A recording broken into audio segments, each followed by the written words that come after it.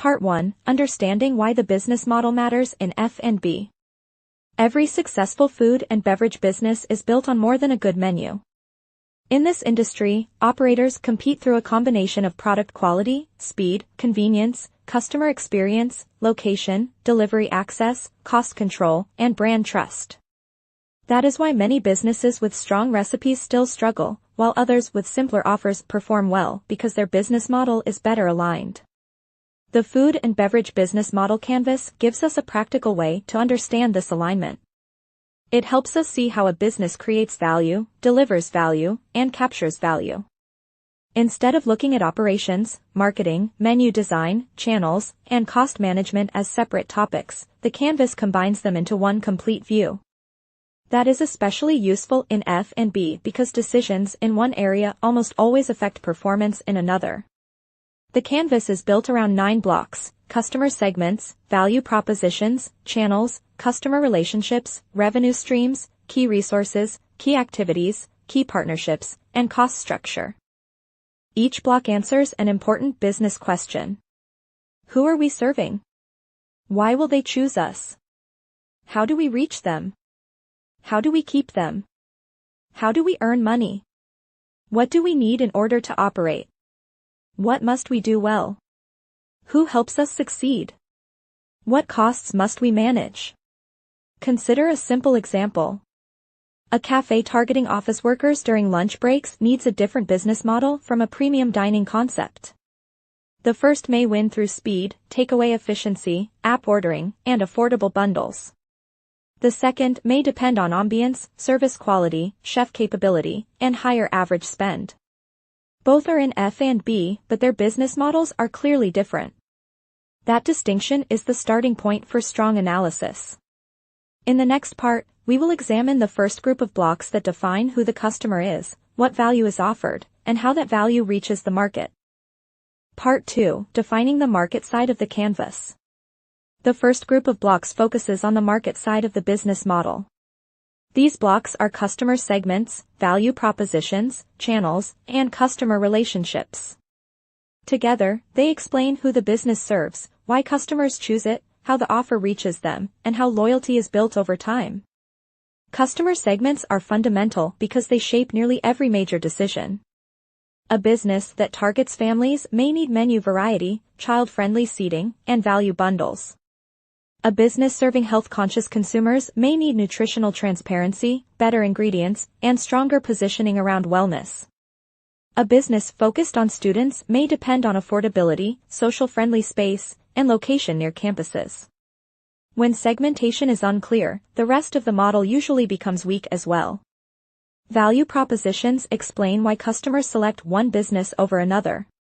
In F&B, this can include taste, convenience, affordability, consistency, premium quality, speed, health orientation, or memorable experience. The critical point is that a value proposition must be supportable in practice. A restaurant cannot promise fast service if kitchen operations are too slow. A premium brand cannot claim superior quality if sourcing and execution are inconsistent. Channels determine how the business reaches customers and delivers value. Common examples include dine-in, takeaway, direct online ordering, delivery platforms, social media commerce, retail stores, and catering sales. Each channel has different economics and different levels of customer control. Delivery apps may increase reach, but they may also reduce margin and weaken direct customer ownership. Customer relationships explain how a business attracts, serves, retains, and grows its customer base. Friendly service, loyalty programs, complaint handling, personalized promotions, and community engagement are all part of this block. In practical terms, many F&B businesses lose profitability not because they fail to attract trial customers, but because they fail to retain them. At this point, we have covered the front-facing side of the business. In the next part, we will move to the operating side and examine how revenue, resources, activities, partnerships, and costs support the model. Part 3. Building the operating and economic engine. The next 5 blocks explain how the business works behind the scenes. These are revenue streams, key resources, key activities, key partnerships, and cost structure. While the market side defines customer value, this side determines whether the business can deliver that value consistently and profitably. Revenue streams describe how money enters the business. In F&B, this often goes beyond core menu sales. A restaurant may earn from dine-in, takeaway, delivery, private events, and upselling. A beverage company may combine retail sales, wholesale distribution, and licensing. A cafe may add subscription plans, bottled beverages, or merchandise. A strong revenue model is not only about volume. It also depends on margin quality, customer mix, and revenue predictability. Key resources are the assets the business needs to operate well. These can include location, kitchen equipment, trained staff, brand reputation, recipes, supplier access, digital systems, and compliance capability. For example, a premium restaurant may rely heavily on chef talent and service standards, while a quick-service outlet may rely more on standardized equipment, fast throughput, and efficient systems. Key activities refer to the work the business must perform exceptionally well. In F&B, these include menu planning, food preparation, procurement, inventory management, quality control, order fulfillment, training, and marketing. This is where many businesses succeed or fail. Poor stock control, weak SOP discipline, or slow fulfillment can damage both customer satisfaction and profitability at the same time. Key partnerships are the outside parties that help the model function. Suppliers, packaging vendors, landlords, technology providers, delivery platforms, distributors, franchise partners, and event organizers may all play a role. Partnerships can create strength, but they also create dependency. That is why smart operators avoid over-reliance on a single supplier or single-channel partner. Cost structure then brings discipline to the full model. Ingredient costs, labor, rent, utilities, packaging, software, marketing, and spoilage all affect margin. Strong F&B operators do not cut cost blindly. Instead, they align spending with the chosen business model. They invest in what strengthens the offer and reduce what creates unnecessary leakage. Now that we understand both the market side and the operating side, the next part will show how the 9 blocks work together as one integrated system. Part 4, Connecting the 9 blocks into one coherent model. A business model canvas only becomes useful when we understand the connections between blocks. In F&B, those connections are especially important because customer expectations, service delivery, channel choices, and cost structure are tightly linked. A strong model is not a collection of good ideas. It is a coherent system in which each part supports the others. Let us take the example of a premium dining concept. Once the business chooses premium diners as its main customer segment, the value proposition shifts towards superior ingredients, refined presentation, and excellent service. Channels may focus more on dine-in reservations and selective digital branding than on mass delivery platforms. Customer relationships may require personalized attention and stronger service recovery.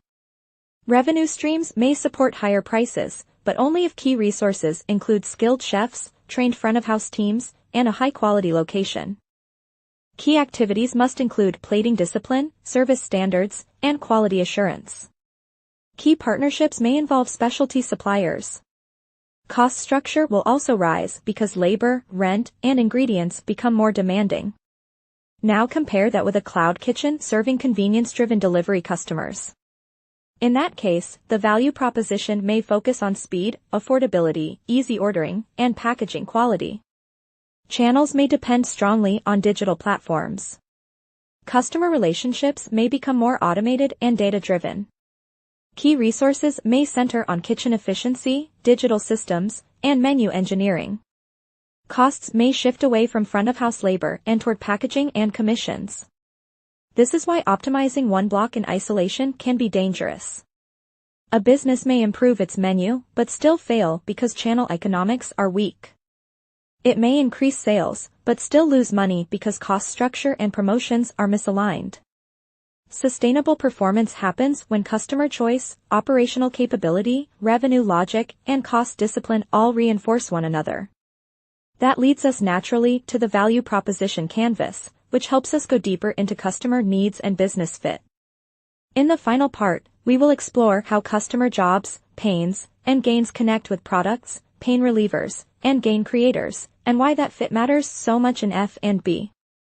Part 5. Using the Value Proposition Canvas to Achieve Fit. The Value Proposition Canvas helps us move from broad business model design to sharper customer-level insight.